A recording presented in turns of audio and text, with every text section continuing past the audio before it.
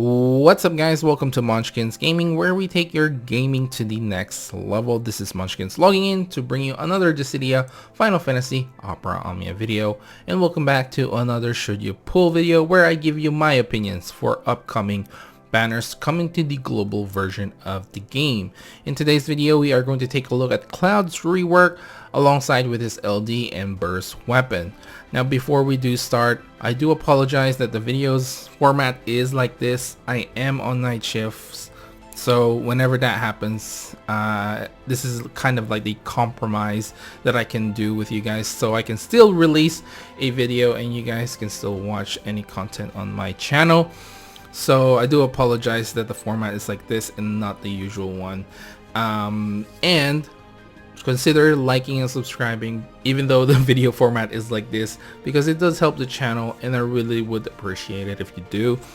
Now, without further ado, let's take a look at the Crystal Awakening level 80 and rework for Cloud.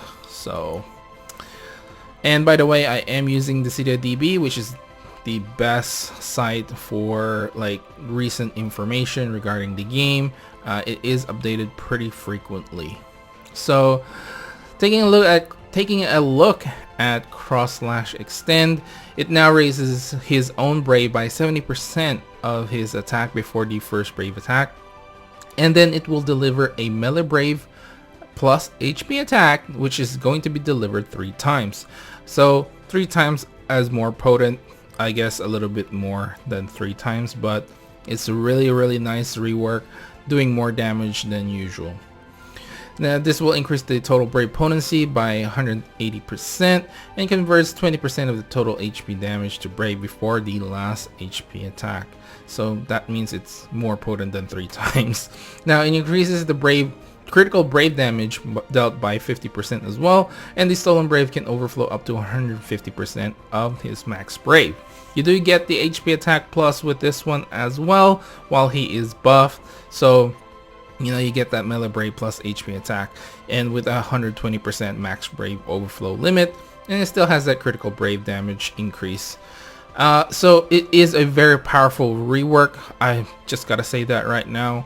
Cloud has been in, I guess, everyone's bench at the moment, even though I think he's still okay like damage wise in terms of like brave shaving, because he can still do a ton of damage. It's just that he's not doing multiple brave attacks. That was the issue. So with this, it's definitely gonna help like brave shaving a lot more. I guess I should say it's not the brave shaving that it's just the number of hits that is his issue, not the actual brave shaving. So I guess I can't really find the phrase that I'm looking for there, but essentially the number of brave hits is lacking, so his brave shaving capabilities previously was lacking, but his attack was high enough to do some, you know, brave shaving. So this is really nice. Finishing touch extends also gets a rework, which is actually gonna be really good. It raises his own brave by 70% of his attack before the first brave attack, and will deliver a range brave attack plus HP attack that is delivered 5 times, increasing its total brave potency by 200%, and will convert 20% of the total HP damage dealt before the last HP attack. Now, this also increases the critical brave damage by 50% and will have a 150% max brave overflow, and will deal 20% splash damage to non-targets, which is, I think, is a little bit on the low side in terms of splash damage, and there's really no other way to increase this, I believe. So that's okay, I guess. I would have liked a 50%, but I think that's maybe a little bit too much. I don't know. This does give him a max brave up, his physical attack up, and critical hit rate up, with and extending his own buffs by 1 turn as well. And then you get the cross/slash plus for 8 turns once you use a finishing touch, and increases its paralysis rate by 65%. Essentially, if you have all the passive abilities for Cloud, that which includes his 15 CP weapon. This is basically making it 100% paralysis. So don't just take the 65% there, but add the 15 CP passive as well, which increases its chance. So and then it returns to the normal cross slash afterwards. Now while he's buff, he gains the Brave Attack Plus, which is a 2-hit Brave. It's okay. What do you do? So essentially the rework is really good. Now let's take a quick look at his gear list and actually go to his LD. Now his LD ability, Blade Beam, is going to be doing a 6-hit AoE range Brave plus single target HP attack. This will increase the Brave damage dealt by 60% when attacking a single target, and will have a 180% max Brave overflow limit and a 50% splash damage to non-targets. This will delay all targets by 1 turn and will not consume an ability used for the next turn. Of course, this excludes the LD ability. It will have 3 use counts initially, and at 1 out of 3 it will raise his attack by 50% and increasing the Blade Beam damage by 10%, and you will gain access to his Brave Attack Plus, which is now going to be a 4-hit melee Brave attack, and then HP Attack Plus, which is a 3-hit melee Brave plus HP attack with a 150% max Brave overflow limit. Both these still will have the raised critical Brave damage dealt by 50%. At 2 out of 3, it will increase his attack again by 50%, and the delay for Blade Beam will increase by 1 turn, so making it delay by 2 turns. As for 3 out of 3, it raises his attack again by 50% and increasing the Blade Beam usage by 1, which is kind of crazy that he gets 150% attack. So that's basically it for his LD. It's a very powerful LD if I have to, put it up there. 150% attack. The only thing is it doesn't increase his max Brave overall, which I think kind of one of the issues he had previously. If I remember correctly, he doesn't really have a lot of max Brave. I could be wrong though, but I guess we can quickly take a look at that just to be sure. Oh no, he's got decent max Brave, so I do apologize. That was a mistake on my part. But for some reason in my head it's like he's not doing that much, but again, I guess I'm wrong. So next, let's take a look at his burst weapon, and we'll give him the Omni Slash version 5, which is the Advent Children Omni Slash, which is the cooler version. This is going to be a range Brave attack plus HP attack that is delivered 12 times. It converts 50% of the total HP damage dealt to Brave before the last HP attack. This will deal 20% of total HP damage to non-targets, so basically a 20% splash damage to non-targets. And again, it will have the maximum Brave damage limit increased to 150%, making it 24,997 Brave damage each hit. It will have increased obtainable Brave and HP damage limit by 50%, all the way up to 149,998 damage. Now the burst effect is going to be party-wide. As always, this will increase the Brave damage dealt by 50%, increasing the critical Brave damage dealt by 50%, increasing the maximum Brave damage limit by 20%, and the stolen Brave overflow increased by 30%. It only lasts for 4 turns, so it's not as long, but Cloud is one of more the slow characters, so these things will last. Although, maybe 5 turns would have been better, but that's pretty much it for his burst weapon. So I guess let's talk about Cloud with his rework. I guess the summary for this. What do I think of him as a character after his rework, and of course his LD and burst? Honestly speaking, he's gonna be pretty strong. So he's going to be back up in the meta where he was previously when when he first came out with his EX weapon, and then when he got his EX plus. It's just a trend for Cloud to go back up to the meta. Now, I have mentioned this before, but 40 really has this really good party composition that he's mentioned multiple times. When it comes to Cloud and the party composition you can surround him with, in making him very, very useful.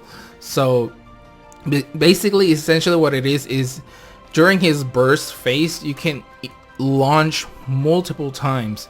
So if you actually use his LD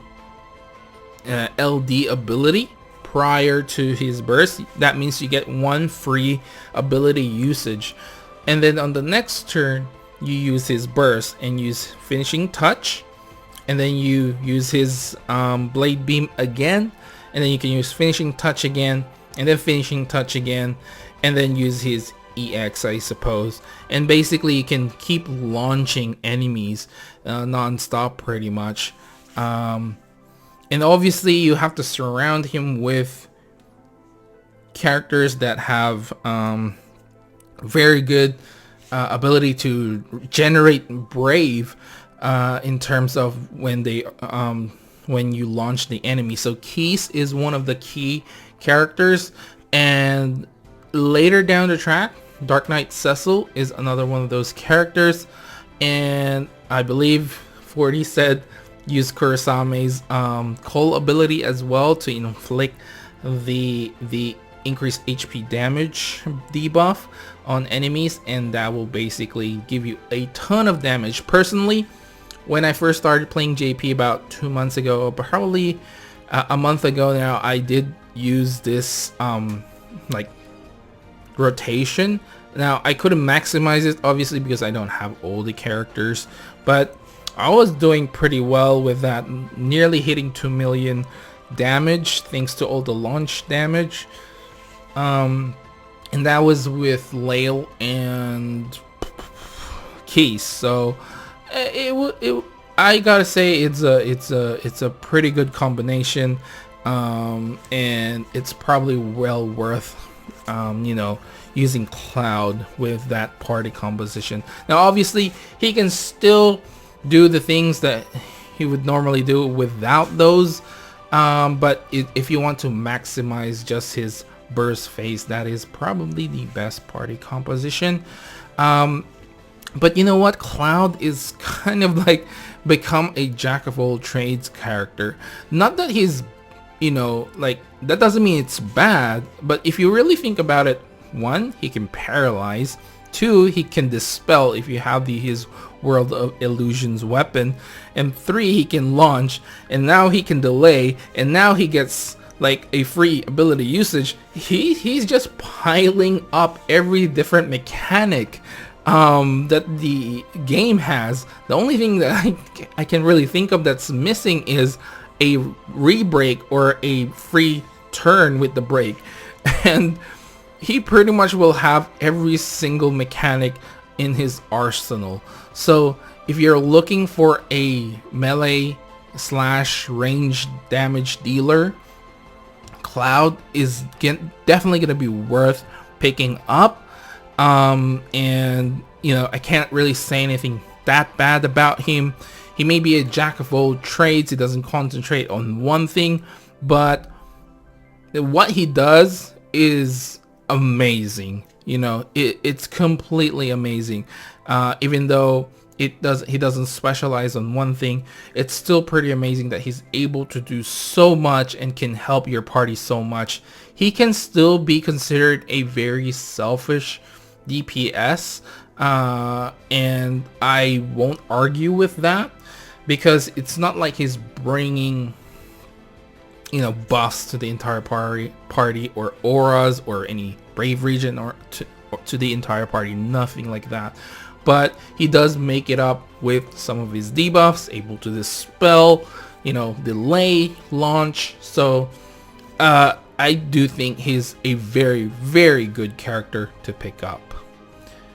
Now, we're coming to the end of this video, and of course there's only one question remaining, and that is, should you pull? Well, let's take a look at the banner. I'm gonna quickly take a look here. I do have the old timeline here. I still haven't updated it. So the banner includes Setzer, Rem, and the other one will have Celeste, Waka, and Yuri. Personally speaking, not a lot of these characters are that great right now. If I have to pick, it will be the Cloud banner, where I think which is the better one. I just can't see myself using Celeste at the moment. I gotta wait a little bit later till she gets her LD, which is later down the track, and her rework here, and it's expected to be around in April. So it is quite a while away. But I guess if you do want to, a magic tank, she's not a bad pickup. But again, if I'm gonna pick any of these characters after Cloud, I think, oh man, Setzer is quite old, but Freeze is still good. Yuri is decent with gravity damage. I think it will have to be either Yuri or Waka. Waka I think not too long ago got a rework. But I won't say that, it's the best choice. So if I were you, I guess this is hard to say because everyone's situation is always going to be different. And so if it was me and I don't really have a lot of these characters, I think I would be going for the Cloud banner. because I think it's the better banner, because you get Setzer, which is decent, and Rem is still decent. The other banners, Celeste is meh right now, is kind of dated, and then Waka has a pretty interesting party aura, but the blind it can be clutch. So I guess that has something going for him, and I've used Yuri quite a few times before, but he's sort of getting to the dated side as well. So yeah, it's really hard to pick on this, but I would definitely pick up the Cloud if you don't have his kit. I think it's well worth using your tickets, and of course the gems is going to be, I would say it's okay. Furion, I'm not too hot on his burst, but I know some people are, because they're his favorite or whatnot. But I think Cloud is the better one. Do I feel like just you have to chase his burst? I think if you're going for Cloud, it's worth chasing for that burst, because if you want to do what 40 is saying, you do need his burst for that. Yeah, I think pick up the LD, and if you're really into Cloud, I suggest you get that burst, because it's gonna be, one, really cool, and two, it's gonna be able to let you do that launch sequence that is so powerful, at least right now in the global version of the game. So yeah, tickets, gems, I would say gems is like, if you really like Cloud, go ahead and do it.